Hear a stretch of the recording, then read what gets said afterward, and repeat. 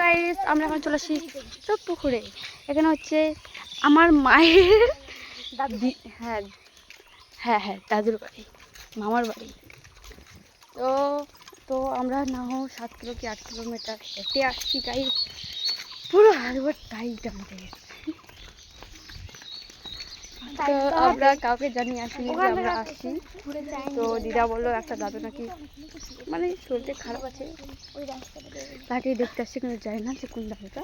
মাসিরা এখনো আসেনি, আমরা চলে আসছি আগে আগে, যাই না কি হবে আগে, চলো যাই আমরা। এখানে অনেক আত্মীয় বাড়ি আছে, এই পুরো যতগুলো বাড়ি আছে সব আত্মীয় হয়, যাই না কোন বাড়ি থেকে ঢুকবো। চলো। ওই তোদেরকে কেমন লাগছে বল? বৃষ্টি তোকে ভালো লাগছে? তুই তো আসতে চাইছিলি না কালকে, আজকে ভালো লাগছে?